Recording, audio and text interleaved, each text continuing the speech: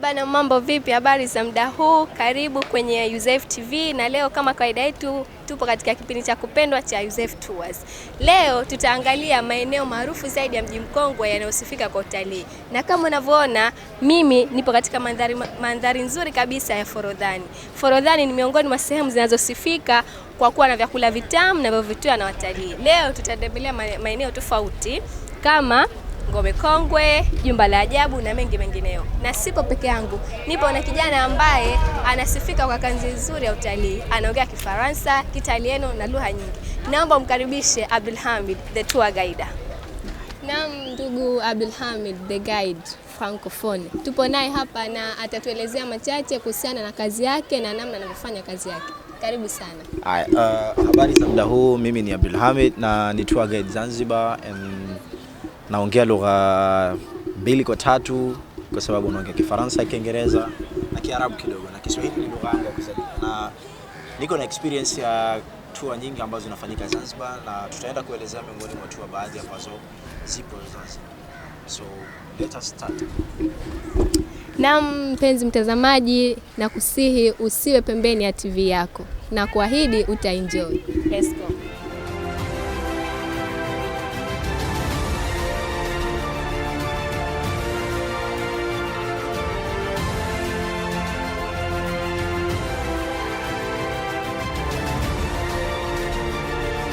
Mpenzi mtazamaji, tumefika katika kituo chetu cha kwanza, site ya kwanza ambayo tutaanza tour yetu.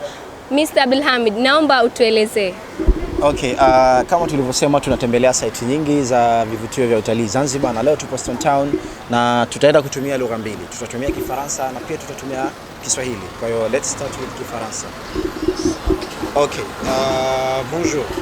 Je m'appelle Abdullah, je suis guide francophone et devant vous c'est une maison des merveilles. Et normalement, je vais expliquer le Maison des Merveilles.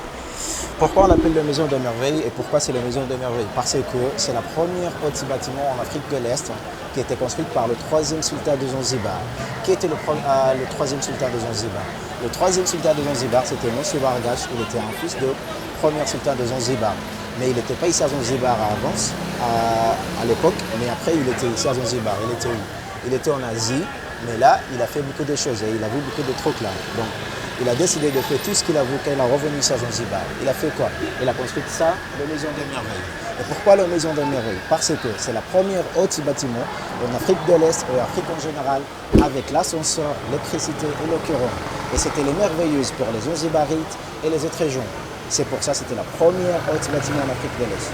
Aussi, c'était juste pour la célébration, pour la fête. C'est pas pour les autres trucs. Parce qu'il y avait un palais résidentiel, un palais pour vivre. Ça, c'était juste pour la fête. Et quelle fête? C'était la fête de Eid, la fête d'anniversaire, le mariage et les autres. Mais 2 ans après, 1996, il y avait quelques destructions à cause de la guerre. Pourquoi il y avait la guerre? Parce qu'il y avait les Anglais qui étaient ici à Zanzibar pour abolir l'esclave ici à Zanzibar. Il y avait les Arabes. Donc, les Anglais, ils ont décidé de vouloir quelqu'un d'autre, il est très sultan. Et les Arabes, ils ont décidé de vouloir quelqu'un d'autre. Donc, il y avait la guerre entre les deux. Et les Arabes, ils étaient là-dedans. Mais les Anglais, ils étaient là en face, il a installé des bombes. Et exemple de bombes qui a installé 7 canons-là. Ils ont installé en face de cette maison. Et ils ont totalement bombardé tout ça. Ils ont totalement bombardé le palais justice. Il était à côté de là. Et ça, c'était le palais où il y avait un parade militaire pour le sultan. C'était tout le matin et le soir, il y avait un parade militaire. Mais le sultan, il était là-dedans. Et normalement, il y avait des militaires là. Donc, ils ont totalement bombardé le palais justice et la tour. Comme vous voyez là, la tour, il était en face. Mais après, il était en haute. C'était comme ça en fait. Et le sultan, il a réussi de quitter le palais. Et les Anglais, ils ont voulu quelqu'un d'autre d'être sultan. Merci. Na mpenzi mtazamaji, huo ni unyunyu. Nahisi kama hujaelewa basi Mr. Abdul hapa atatupa kidogo kwa Kiswahili tuenzi utamaduni. Okay, kwa sasa tutaelezea kwa Kiswahili. Hili ni jumba la maajabu na limejengwa na mtoto wa sultan ambaye ni mtoto wa 3 wa sultan. Linapatikana hapa mji mkongwe. Na kwa nini tunalita jumba la maajabu? Tunalita jumba la maajabu kwa sababu ndio jumba la mwanzo Afrika kuwa la ghorofa na lilikuwa lina umeme, maji ya bomba yale ambayo tunafungua ni mfereji, lakini pia ndio jumba la mwanzo kuwa na lift. Tukisema lift ni ile kama vijumba fulani ambavyo tunapanda kufika katika ghorofa ikiwa mtu ni mgonjwa au amechoka au amefanya. Kwa hiyo na ndio maana ikawa ni maajabu kwa Wazanzibari na kwa watu wote kwa Afrika Mashariki.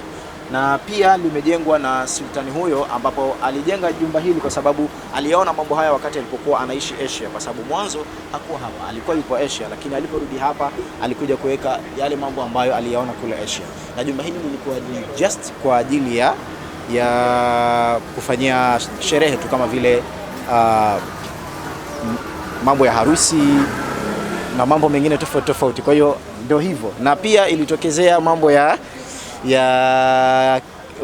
nini tunasema kwa Kiswahili, tunasema ni vita. Ilitokezea vita baina ya Waarabu na Waingereza. Na kwa nini Waingereza walikuwepo hapa? Kwa sababu walikuja Zanzibar kwa ajili ya kustopisha au kumaliza utumwa.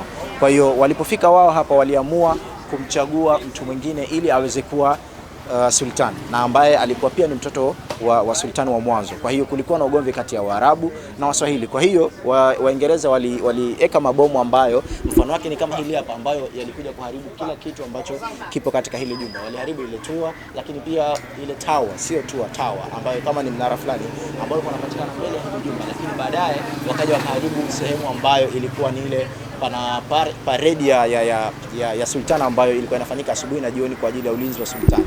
Kwa hiyo walibomboa vile vitu vyote na sultana alikuwa yumo ndani, lakini baada ya hapo walifanikiwa kuondoka na Waingereza walifanikiwa kumweka sultani mwingine. Asante. Naam, mpenzi mtazamaji, natumai umeenjoy na umefurahi sana kujua historia hiyo ya nyumba maajabu, House of Wonders. Now tunaenda kwenye site yetu ya pili. Hopefully you won't get bored. Let's go. Na mpenzi mtazamaji, labda utakuwa unajiuliza kwa nini jumba la maajabu limezungushiwa mabati. Kutokana na mabadiliko ya tabia nchi na kuwa lina matatizo kidogo, jumba letu lipo katika marekebisho na matengenezo ili kuhakikisha linalinda haiba ya utalii na mji wa Zanzibar.